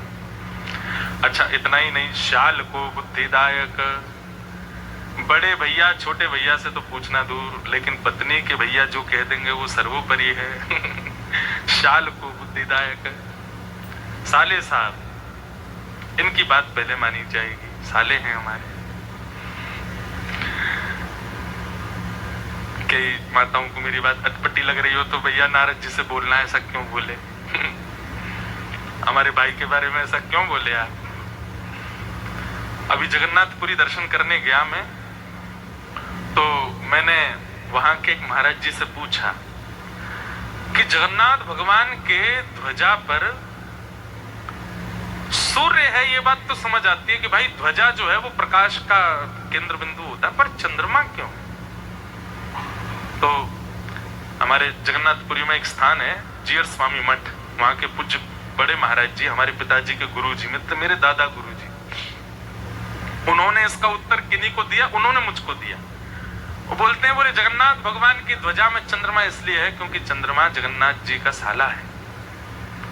मैंने की तो बोले समुद्र मंथन से प्रकट हुई लक्ष्मी, लक्ष्मी से भगवान का ब्याह हुआ, और समुद्र से प्रकट हुए चंद्रमा, तो भगवान के हुए साले। बोले लक्ष्मी क्या है, भगवान से बहुत लड़ती है, तो जब जब लक्ष्मी लड़ने आती है तो ठाकुर जी को ऊपर देखते हैं। तो फिर लक्ष्मी जी कहते हैं ऊपर क्या देख रहे हो? नहीं देख रहा हूँ, साले साहब ऊपर बैठे हैं। तो फिर लक्ष्मी जी जब देखते हैं कि भाई साहब हमारे ऊपर बैठा रखे हैं, तो लक्ष्मी जी का क्रोध शांत हो जाता है, कम हो जाता है। कई ऐसे प्रसंग जगन्नाथपुरी में होते हैं कि लक्ष्मी जी नाराज हो जाती है ठाकुर जी से, और ठाकुर जी, अब ये सोच लीजिए कि वहां भी ये सब चलता है। ठाकुर जी और लक्ष्मी जी में भी तिरुपति बालाजी दर्शन करने गए आप, वहां पे पूछिए पद्मावती कहाँ बैठी है? वो नीचे बैठी है पर्वत के। क्यों? गुस्सा हो गई ठाकुर जी से। दक्षिण महाराष्ट्र में पंढरपुर दर्शन करने जाओ, भगवान विट्ठल खड़े हैं ऐसे, रुक्मणी जी कहाँ? मंदिर के पीछे बाहर खड़ी हैं, गुस्सा हो गई। तो ये तो स्वाभाविक बात हो गई है कि वो उनका होना ही है। तो वहां भी ठाकुर जी कुछ ना कुछ यत्न करते रहते हैं मनाने के लक्ष्मी जी को। शाल को बुद्धिदायक, तो कहीं ना कहीं उनको प्रसन्न करने के लिए साले साहब की बात को प्रायोरिटी ज्यादा दी जाती है। शाल को बुद्धिदायक। और बहुत बातें कही। नारद जी बोले, मैंने कहा भाई ये इतना शोर कहां से आ रहा है? तो कोई बोला मौनी बाबा के आश्रम से। नाम क्या है? मौनी बाबा। पर हो क्या रहा है शोर? इतने सारे बच्चे किसके घूम रहे हैं? ये बोले ब्रह्मचारी जी के। इतने बड़े बड़े भवन किसके बने हुए? बोले त्यागी जी के। नारद जी महाराज बोले ये सब मैंने देखा। आश्रमा यवने रुद्धास तीर्थानि सरितस्तथा देवतायतनाय यत्र दुष्टै नष्टानि भूरिश। नारद जी महाराज बोले सब जगह इतनी विचित्र स्थिति देखता हुआ जब मैं वृंदावन गया और वृंदावन में जाकर के मैंने एक तरुणी को देखा, एक परम सुंदरी बैठी है यमुना जी के तट पर, रो रही थी। उसकी गोद में 2 वृद्ध लेटे थे। ये देख के मुझे आश्चर्य हुआ कि एक युवा कन्या की गोद में वृद्ध लेटे हैं। तब मैंने उस कन्या से पूछा, तुम कौन हो? तब उस कन्या ने अपना परिचय दिया। अहम भक्ति ऋतिख्याता इमो में तनयो मतौ ज्ञान वैराग्य नामानो कालयोगेन जर्जरो। अहम भक्ति, मैं भक्ति, और ये दोनों मेरे पुत्र हैं, ज्ञान और वैराग्य। बहुत ध्यान से सुनिएगा। कोई आवे जाए आप यहीं देखो बस, है 3 घंटा मुझे देखे हुए आए हो बस। इसी के लिए आपने डीजल खर्च किया, इसी के लिए समय निकाला, मुझे देख लो। नजर हमको बिल्कुल नहीं लगेगी, इस बात की चिंता मत करना। कहीं हमने देखे महाराज जी बीमार पड़ गए तो हमको दुनिया देखती है। आप देखो इधर ही सुनो कथा, क्योंकि यहाँ मैंने कहा ना कि यहाँ मेरा कंसंट्रेशन, आप एक व्यक्ति से भी मेरा बिगड़ जाएगा, क्योंकि आप इतने सीमित बैठे हो, तो इसलिए आप सबको मेरा ध्यान रखने के लिए मुझे देखना पड़ेगा। और कल से 2 कॉफी पी के आना। वैसे एक बात बोलूं, कोई भी नहीं सोया, बहुत आप लोग ताली बजा लो अपने लिए, इतनी बढ़िया से कथा सुनने। स्टार्टिंग में जब मैंने कीर्तन किया ना, कीर्तन में मैंने जरा सी आंख खोल के देखी तो 2-4 लुढ़के दिखे मुझे। मैंने कि भाई एक तो आदमी इतने कम, ऊपर से 2-4 वो और हो गए, अब कैसे हो गया कथा। हे ठाकुर जी रक्षा करो। फिर अब ठीक है माहौल। अभी तो हमारी पूरी टीम आई ही नहीं है, वो तो कल आएंगे तो और थोड़ा बीच बीच में कीर्तन भी होंगे, कुछ भजन भी होंगे, अच्छा आनंद आएगा। और तो क्या बता रहा था मैं, हाँ, उस कन्या ने अपना परिचय दिया, मैं भक्ति हूं। नारद जी महाराज बोले, तुम भक्ति महारानी हो? बोले हाँ। अरे नारद जी चरणों में गिर, बोले आपको तो हम ध्याते हैं, आपसे तो हम, जीवन है हमारा। आपकी गोद में ये तो वृद्ध कौन है? बोले ये दोनों मेरे पुत्र हैं, इनका नाम है ज्ञान और इसका नाम है वैराग्य। अब सोचिए, भक्ति सबके चित्त में, और अभी जब से कोविड गया है ना, तब से तो भक्ति की बाढ़ आ गई है। इतनी भीड़ होने लग गई है महाराज की बस कोई उसका आंकड़ा ही नहीं है। अभी कुंभ के आंकड़े भी आपको क्या लगता है, ये तो वो होंगे, कई लोग तो ऐसे भी होंगे जो काउंट ही नहीं हुए हैं। आप सोचिए, जब काउंटिंग 50 करोड़ पहुंच रही है, और पता नहीं कितनी पहुंची होगी, मुझे नहीं पता है। कभी कभी मुझे लगता है कि भाई क्या अजब ही माहौल होता जा रहा। हमारे वृंदावन में, हम वृंदावन वासी हैं, शनिवार रविवार को हम लोगों के लिए पाप है घर से बाहर निकलना, क्योंकि इतनी भीड़ होती है वृंदावन में बिहारी जी के। और अब तो पहले शनिवार रविवार, अभी तो ये हर दिन शनिवार रविवार हो गया हमारे लिए, इतनी भीड़ आती है। तो भक्ति का वर्धन जैसा हो गया है सब जगह। लेकिन फिर भी लोगों का चित्त अशांत है, लोग फिर भी प्रसन्न नहीं है। हमारे वृंदावन में पूज्य श्री प्रेमानंद जी महाराज रात में 2:30 बजे निकलते हैं, वो कितनी भीड़ लग जाती है उन केवल देखने वालों की। तो भक्ति की तो बाढ़ आ रखी है इस वक्त, लेकिन फिर भी लोग प्रसन्न क्यों नहीं है? मतलब आप मेडिसिन तो ले रहे हो, फिर भी आपका शुगर कम क्यों नहीं हो रहा है? आप दवाई तो ले रहे हो, फिर भी सिर दर्द आपका जा क्यों नहीं रहा है? आप दवाई तो ले रहे हो, पुदीना हरा खाया तो पेट दर्द बंद क्यों नहीं हुआ? क्योंकि कहीं ना कहीं औषधि के साथ परहेज भी चाहिए होता है। भक्ति औषधि है और ज्ञान और वैराग्य ये परहेज है। हम परहेज नहीं करते। जरा सी ज्ञान की चर्चा ज्यादा होने लग गई ना अगर कथा में, अगर ये बीच में थोड़ा सा मनोविनोद नहीं हुआ, बीच में थोड़ी सी फॉर्मल बातें नहीं की गई, बिल्कुल जो है बिल्कुल कथा, बिल्कुल मैं एटिकेट्स के साथ, बिल्कुल एक एक श्लोक, उसका अर्थ एक श्लोक। मुझसे एक दिन बोली इंदू जी फोन पे, महाराज जी आप ऐसा करिए ना, 5 श्लोक भागवत जी के पहले सुनाई। मैंने कि सुनो, मुझे कथा का पता है, अगर मैं बहुत ज्यादा रिस्ट्रिक्टेड होके करने लगा तो मैंने कि सारे विकेट गिर जाएंगे, एक भी नहीं बचेगा। मुझे पता है कि मुझे कथा में माहौल देखना पड़ेगा। पहले मैं आते सबको देख लिया है कि यहाँ कैसे है, कौन है, क्या किस प्रकार के लोग हैं, मुझे कितना गहराई में जाना है, कितना ऊपर रहना है, कहाँ, ये सब अंदाजा लगाना पड़ा है, तब जाकर के उस तरीके का भाव प्रकट हो रहा है। हर जगह ऐसी कथा नहीं होती। कहीं कहीं भाव पक्षी इतना ज्यादा होता है कि व्यास जी भी रो रहे हैं, श्रोता भी रो रहे हैं, चल रही है, नेत्र बंद करके 4 घंटे कथा ही चल रही है, लेकिन यहाँ का जो पक्ष है उस अनुसार चल रही है। तो अगर मैं बिल्कुल वैसे चलूं ज्ञान पक्ष पर, तो आप सबको सुनने में रुचि नहीं होगी। कल आप फिर इंदु जी पूछेंगे आज कथा में क्यों नहीं आए, थोड़े बीमार हो गए थे, नहीं आए। लेकिन असलियत तो पता है ना, अरे भाई वहां तो बहुत जोर से नींद आ रही थी। तो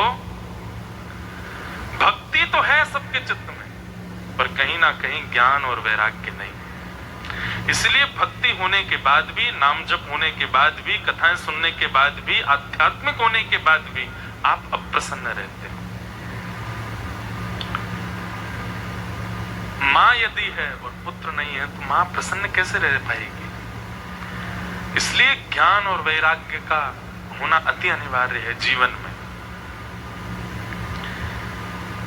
और ज्ञान वैराग्य क्या है? आपको बहुत ज्यादा नॉलेज है, ये ज्ञान नहीं होता। रावण जब बोलता था तो बड़े बड़े विद्वान मौन होकर सुनते थे। उसके स्वर लहरियों के आगे बड़े बड़े विद्वान नहीं बोल पाते थे। जब बोलना प्रारंभ करता था, हिमालय की चोटियां कांपने लगती थी।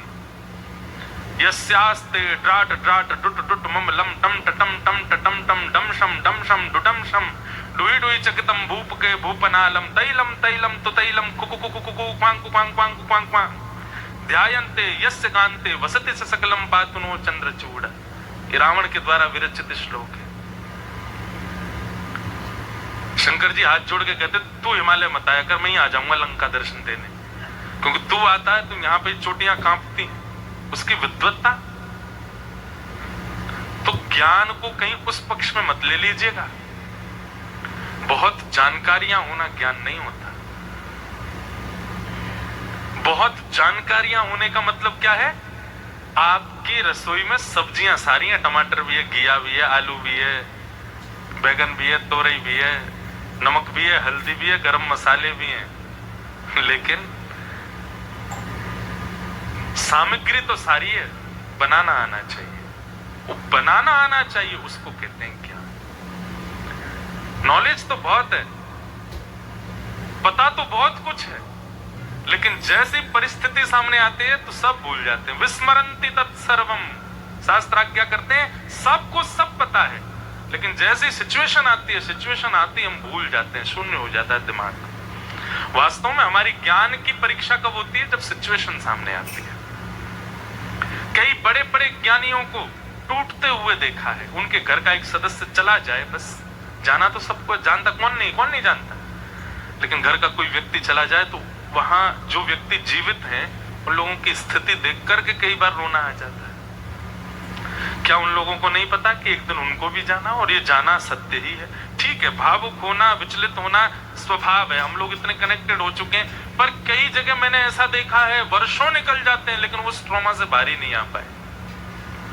मतलब ज्ञान तो सबका है, ज्ञान तो सबको है, पर इंप्लीमेंट करना कोई नहीं जानता। इसीलिए भक्ति होते हुए भी हम लोग परेशान रहते हैं, क्योंकि उसके पुत्र ज्ञान को हमने जीवन में आश्रय तो दिया पर उसकी प्रैक्टिस नहीं की।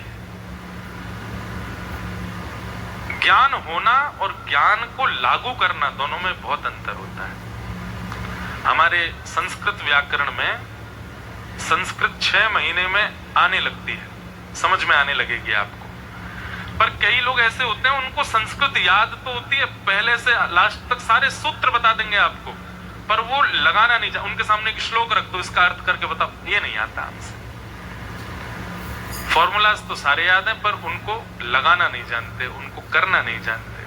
ठीक वैसे ज्ञान सबको है पर इंप्लीमेंट करना नहीं जानते। और जब तक आप उसको करना नहीं सीखोगे तब तक आप प्रसन्न नहीं रह सकते। चाहे कितनी भी कथाएं सुन लीजिए, कितना भी नाम जप कर लीजिए, ज्ञान आपकी करनी में आना चाहिए। अब देखो एक कथा सुनाओ, हमारे ब्रज के थे कुम्भन दास, क्या नाम था? तो कुम्भन दास जी इतने बड़े भक्त थे, इतने बड़े भक्त थे, उनके 7 पुत्र थे। जब कोई उनसे पूछता था, हे कुम्भन दास जी तुम्हारे कितने बच्चे हैं? तो कहते 1.5 बच्चे। कितने?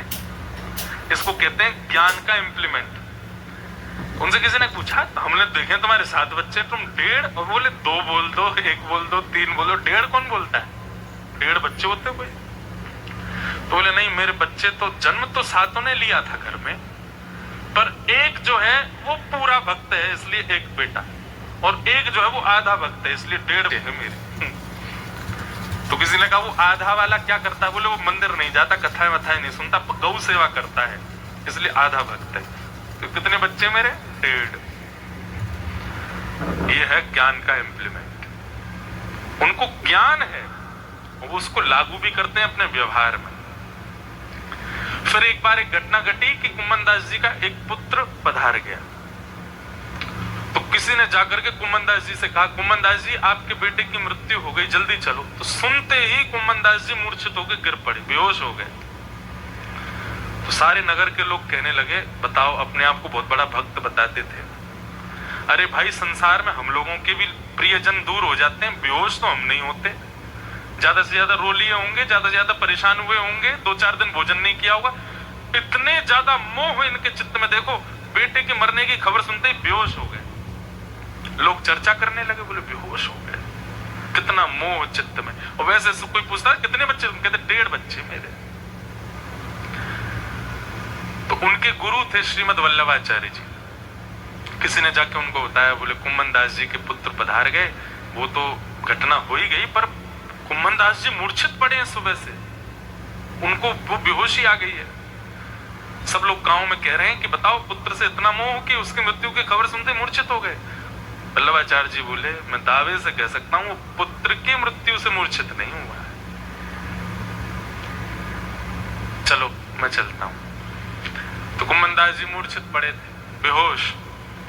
तो वल्लभाचार्य जी गए, सब लोग, गांव के लोग, एक तरफ बेटे का शव रखा है, एक तरफ कुम्मनदास जी पड़े।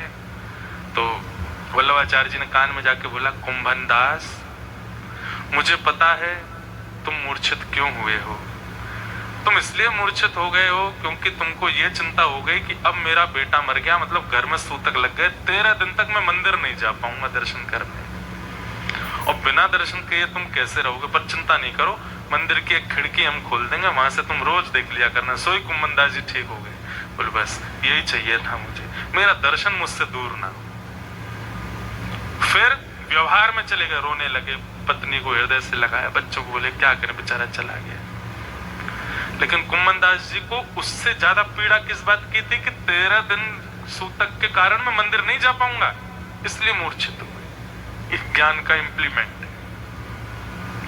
दिखाते तो हम सब है कि हमें बहुत ज्ञान है, बहुत वैराग्य है, बहुत भक्ति है, पर जैसी परिस्थिति आती है सामने सब भूल जाते हैं, हम लड़खड़ा जाते हैं हमारे पैर।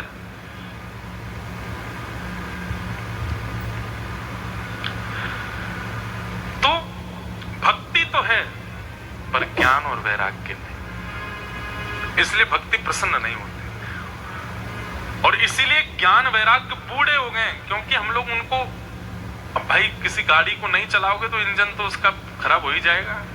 ज्ञान वैराग्य चित्त में है पर उनका यूज ही नहीं करते, इसीलिए वो बूढ़े हो गए। और भक्ति युवा है। तब भक्ति महारानी ने कहा, मेरे पुत्र युवा कैसे होंगे? आप कथा समझ रहे हैं ना, ये हमारे चित्त के अंदर की बात हो रही है। भक्ति महारानी हमारे चित्त में युवा है, लेकिन वो कह रही है मैं खुश तब होंगे जब मेरे पुत्र ज्ञान और वैराग्य में युवा हों। हे नारद जी, ये ज्ञान और वैराग्य कैसे युवा होंगे? इनको युवा करने का कोई उपचार कीजिए, नहीं तो विदेशम गम्यते मया, मैं चली जाऊंगी, मैं इस भूमि को, पृथ्वी को छोड़ के चली जाऊंगी। नारद जी बोले, अगर भक्ति चली गई पृथ्वी से, सर्वनाश हो जाएगा पृथ्वी का। तब नारद जी महाराज भ्रमण करते करते ज्ञान और वैराग्य कैसे ठीक होंगे, उनके लिए बहुत संतों से पूछा।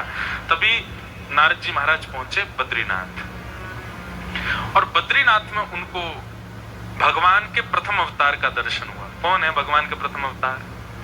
सनक, सनंदन, सनातन, सनत कुमार, ये 4 भगवान के पहले अवतार। इन चारों से जाकर के नारद जी ने पूछा कि महाराज, भक्ति ज्ञान वैराग्य की इस पीड़ा का निवारण कैसे होगा, मुझे ये बताइए। तब उन्होंने कहा, देखो 5 प्रकार के यज्ञ होते हैं। कौन कौन से? द्रव्य यज्ञस्तपो यज्ञ योग यज्ञस्तथा परे स्वाध्याय ज्ञान यज्ञस्य ते तु कर्म विसूचका। 5 यज्ञ हैं, द्रव्य यज्ञ, तप यज्ञ, योग यज्ञ, स्वाध्याय यज्ञ और ज्ञान यज्ञ। ये सारे यज्ञ किसी ना किसी की पूर्णता करते हैं जीवन में, लेकिन ज्ञान और वैराग्य और भक्ति की पीड़ा को निवृत्त करने के लिए एक ही यज्ञ है और वो है भागवत की कथा। सत्कर्म सूचको नूनम ज्ञान यज्ञ स्मृतो बुधई श्रीमद् भागवतालाप सतु गीत सुखादिभिः। सुखदेव जी ने जो परीक्षित को भागवत की कथा सुनाई है, यही भागवत की कथा इतनी सामर्थ्य रखती है कि सुनने वाले के चित्त में ज्ञान और वैराग्य जो बूढ़े हो गए हैं, जो शून्य हो गए हैं, वो पुनर्जागृत हो जाएंगे, वो पुनः उत्तेजित हो जाएंगे, वो पुनः आक्रामक हो जाएंगे। अभी हमारे ज्ञान वैराग्य कैसे शिथिल पड़े, इसलिए भागवत की कथा कराओ, उसी से तुम्हारा ज्ञान वैराग्य ठीक होंगे। तो भागवत जी के महात्मा का पहला उद्देश्य क्या है? सुनने वाले के चित्त में भक्ति तो है, क्योंकि वो कथा में आया तो उसका मतलब भक्ति है। कथा में 3 प्रकार के लोग आते हैं। पहले भक्त, अगर यहाँ का वेन्यू रिवील कर दिया गया होता, यहाँ नीचे तक जगह नहीं, बाहर रोड पे जाम होता, इतने लोग आते। भक्त। कथा में आने वाले दूसरों की संख्या क्या? दूसरे कौन आते? इनवाइटेड, पर्सनली इनविटेशन आया था व्हाट्सएप पे, फिर फोन भी आया था, आना आया कथा में, वो मुंह दिखाई के लिए आते हैं। हम दिखाए आए कि देखो हम आए थे, देखो पीछे बैठे थे, हम आए थे। और तीसरे कौन आते हैं? संसार से थके हुए, जगह जगह दर दर ठोकरें खा रहे हैं, कहीं भी कुछ नहीं मिला, सब छूट गया महाराज, जो जो किया सब में पिछड़ गए, बाहर देख लिया बोर्ड कथा चल रही, चलो यहीं बैठते हैं जाके। 3 प्रकार के लोग आते हैं। तो भक्त, भावुक, दूसरे निमंत्रित, और तीसरे जो संसार के विचलनता, जिसको सत्य मान के बैठे थे वही असत्य निकल आया, फिर लास्ट में आते हैं। तो कथा का उद्देश्य क्या है?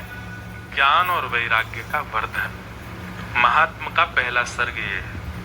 तब नारद जी महाराज ने पूछा, महाराज ये भागवत की कथा किससे सुननी चाहिए, कौन सुनाएगा? तो बोले ब्राह्मण होना चाहिए, धीर होना चाहिए, ज्ञानी होना चाहिए, परंपरा से गुरु शिष्य परंपरा से दीक्षित होना चाहिए, और जो कहे वो पहले खुद में लागू करने वाला होना चाहिए, आदि आदि भाव बताए। बोले अच्छा ये कथा कैसे करानी चाहिए, इसका नियम क्या होता है? तब यहाँ कथा कराने के सारे नियम बताए गए। तो यहाँ तो बताया गया कि नदी के तट पर कराओ, सुंदर पंडाल या सुंदर व्यवस्था हो जहाँ श्रोता बैठ के सुन सकें, सबकी भोजन की व्यवस्था हो, प्रसाद की, कथा के। तो कथा से पहले आयोजक बोले महाराज जी बीच में इंटरवल रख सकते हैं? मैंने की मतलब?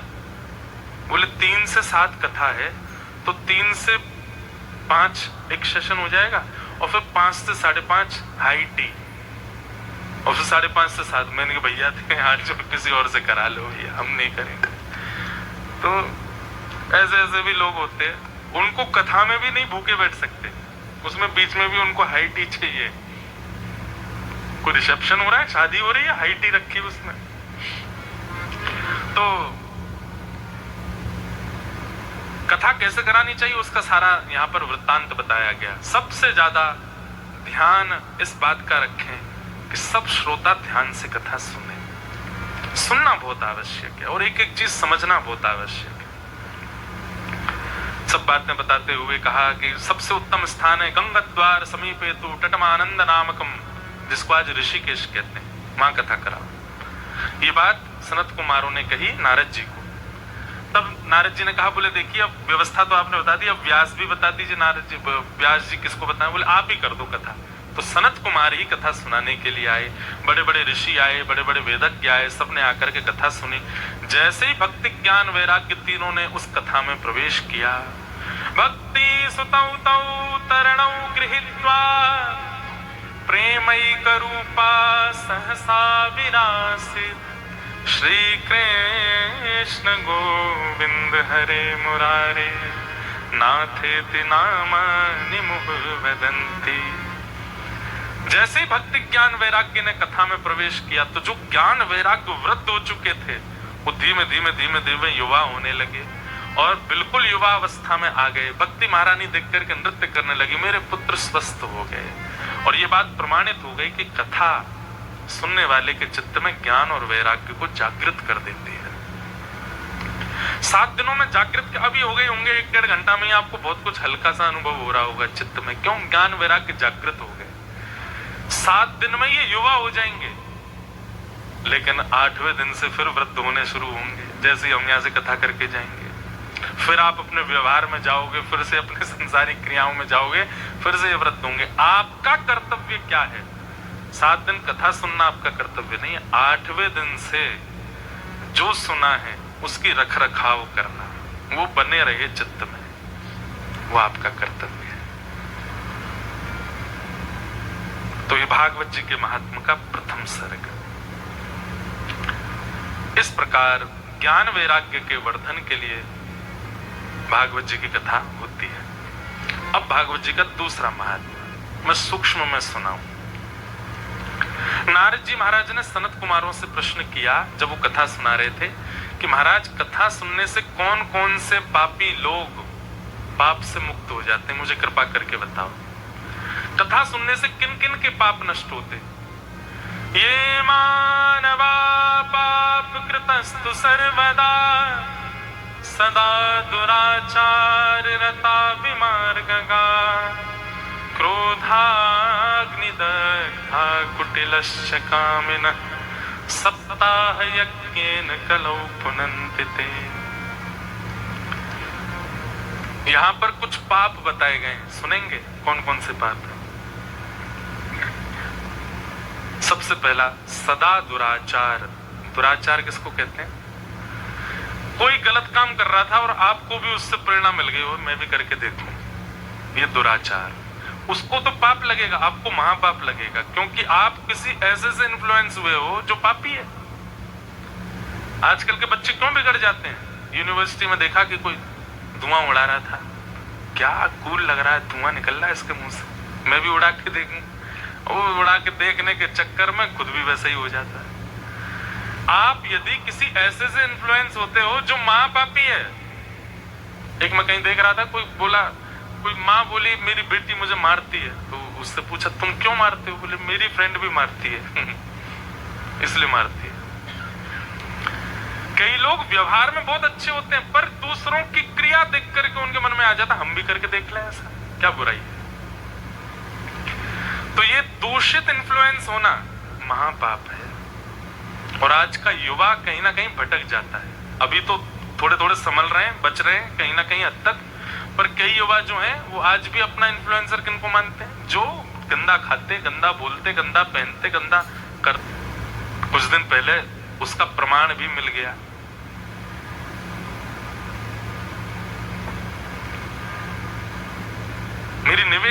मेरी प्रार्थना है कि किसी ऐसे से इन्फ्लुएंस मत हुई है जिसके विचार और भाव और क्रिया शुद्ध नहीं है, वो महापाप है। ये मानवा पाप कृतस्तु सर्वदा सदा दुराचार। पहला पाप सदा दुराचार। दूसरा आया विमार्ग का। दूसरा पाप क्या है? माँ ने, पिता ने, गुरु ने और शास्त्रों ने जिस मार्ग पर जाने से मना किया है उस मार्ग पर जाना, ये महापाप है। विमार्ग का, गलत रास्ते को चुन लेना और उस पर चलने लगना। और फिर क्या आया? तीसरा क्रोधाग्नि दग्धा, भयंकर गुस्सा होना, भयानक क्रोध होना, छोटी छोटी बातों पर पूरे घर को अधर कर देना। एक बात बता दें आपको, किसी को बहुत ज्यादा गुस्सा आता है, अतीत में गुस्सा आता है, पर गुस्सा किस लिए आता है? सुधार के लिए। पत्नी को आता पति पे, किस लिए आता है? कि ये ठीक हो, ये सुधरें। वो उनसे लड़ना नहीं चाहती, उसका स्वभाव नहीं है, पर कभी कभी गुस्सा इसलिए करती है कि ये नहीं करें ऐसा, या ये ठीक चले। या पति करता है पत्नी पर इसलिए, या माँ करती है बच्चे पर। कहीं ना कहीं किसी के सुधार के लिए, सवार के लिए अगर क्रोध होता है अच्छा है, पर जहां क्रोध कोई ऐसी बड़ी बात नहीं है फिर भी भयंकर क्रोध आ रहा है, हमारी इस बात को उस समय याद कर लेना। भयंकर क्रोध आने वाले व्यक्ति को विदाउट इमिग्रेशन एंट्री मिलती है नरक में। उससे पूछताछ भी नहीं की जाती, जैसे विदेश में पूछताछ होती है ना, why are you travelling to US, क्यों आए हो यहाँ पे, कितने दिन रहोगे, कहां जाओगे, क्या खाओगे, क्या पियोगे। बाकी के लोग जब नरक में जाते हैं तो उनसे उनके गुनाह पूछे जाते होंगे, लेकिन भयंकर क्रोधी व्यक्ति जब आता है तो उसके टैग ही लगा आता है, उससे पूछा ही नहीं जाता, सारे द्वार जाओ जाओ जाओ, तो कढ़ाई तुम्हारा इंतजार कर रही है, जाओ खुद जाओ खोलते हुए तेल में। क्रोधाग्नि दग्धा, इसलिए भयंकर गुस्सा, मतलब बेवजह का गुस्सा नहीं आना चाहिए। ये महापाप की श्रेणी है, क्रोधाग्नि दग्धा। और क्रोधाग्नि के बाद दूसरा क्या, अभी कितने हो गए, 1 2 3, चौथा है कुटिलश्च। कुटिल मतलब मुंह पर कैसे हैं आप बहुत अच्छे हो, आप बहुत बढ़िया हो, अच्छे अच्छे अच्छे, लेकिन मन में क्या सोच रहे हैं, तू नीचे उतर, सिड्डी पर तेरा पांव रिपट जाना चाहिए, गिर जाए तेरे फ्रैक्चर हो जाए, मन में ऐसा सोच रहे हैं, पर दिखा क्या रहे हैं, अच्छाई, पर अंदर कैसे हैं, उसके लिए बिल्कुल उल्टे, विपरीत। इसको कहते हैं कुटिल। ये भी पाप है। अगर आप किसी के सन्मुख अच्छे नहीं हो तो वहां जाओ ही मत उससे मिलने, प्रयास करो कि आप अच्छे बनो तभी जाओ, लेकिन जबरदस्ती दिखाना कि आप अच्छे और भीतर से उसके प्रति बुरा भाव रखना, और उसी के संग रहते हैं, उसी का खाते हैं, उसी की बातें बोलते हैं, सब कुछ, पर मन से उसका अच्छा नहीं चाहते। इसको द्रोही लोग भी कहते हैं, देशद्रोही हो, गुरुद्रोही हो, परिवार द्रोही हो, महापाप है। देशद्रोही होना या गुरुद्रोही होना महापाप की श्रेणी में आता है। तो कुटिल, मुंह पर कुछ भीतर से कुछ, महापाप। और 5वां आया कामिना। जहां जाते हैं, जिसको देखते हैं, जिस व्यवस्था में हो, जिस अवस्था में हो, जिस माहौल में हो, केवल काम ही आता है चित्त में सबसे पहला। ऐसे लोगों को भी महापापी कहा जाता है। और फिर कहा गया सत्येन हीना पितृमात्र दूषका। सत्यहीन, बिल्कुल असत्य ही बोलते हैं, और माता पिता से द्वेष करते हैं, माता पिता से विद्रोह करते हैं, माता पिता को अपना शत्रु मानते हैं, ऐसा भी, ये भी महापाप है। ये सब अवगुण जिनमें हैं, सप्ताह यज्ञेन कलौ पुनन्तिते, अगर वो नियमित रूप से कथा का श्रवण कर लें और केवल श्रवण ना करें, जीवन में उतार लें, कथा उनके चित्त को पवित्र कर देगी। कथा उनके इन अवगुणों को सुधार सकती है। लेकिन मरीज तब ही स्वस्थ होता है जब ठीक होने की भावना से ही गया हो। कई लोग कथा में आते हैं, वो ऐसे बैठते हैं कथा में आकर के, हम थोड़े ही ऐसे, हम थोड़े ही ऐसे, ये है बगल वाला, ये है। कई बार कई जगह कथा होती है ना, तो मैं लोगों को देखता हूं, तो जब मैं ये अवगुण बताता हूं, तो तेरी बात कर रहे हैं, तेरे बारे में बता रहे हैं महाराज जी, तो ये ऐसा। आपने खुद को देखा, कहीं ना कहीं ये सारे अवगुण, इनमें से एक अवगुण सब में है। हम पृथ्वी पर हैं ही इसीलिए कि हम में अवगुण है, नहीं तो हम उड़ने लग जाते आकाश में। गुरुत्वाकर्षण हम पर काम इसलिए करता है क्योंकि गुरुत्वाकर्षण के समान नियम है हमारे अंदर। जिस दिन गुरुत्वाकर्षण से विपरीत नियम आपका हो जाएगा, आप उड़ने लगोगे आकाश में, आप टिक नहीं पाओगे पृथ्वी पर। आपका भार पृथ्वी क्यों ले रही है? क्योंकि आप दोष युक्त हो। और एक बात और कहते हैं, पूर्ण दोष विमुक्त आप कभी नहीं होगा, पर हां, वो पूर्ण की जो संख्या है, काम की, क्रोध की, लोभ की, मोह की, उसकी जो संख्या 100% है, यदि वो 40%, 50%, 60% भी कम हो जाए ना, तो भी आप ठाकुर जी के प्रिय बन जाओगे। अच्छा है, चलो जाकर के कुछ तो कम करके आया अपने अंदर। कुछ तो कटौती की है इसमें। ऐसा नहीं है कि मुझ में क्रोध नहीं होगा, मैं कथा कर रहा हूं तो मुझ में कोई लोभ नहीं है, मुझ में कोई ईर्ष्या नहीं है, मुझ में किसी प्रकार का कोई विकार नहीं है। पर हाँ, कथा कहते कहते, गुरुजनों के संग रहते रहते, इस व्यवहार विचार में रहते रहते मात्राएं औरों से कम हो चुकी होंगी, ये मुझे अनुभव होता है।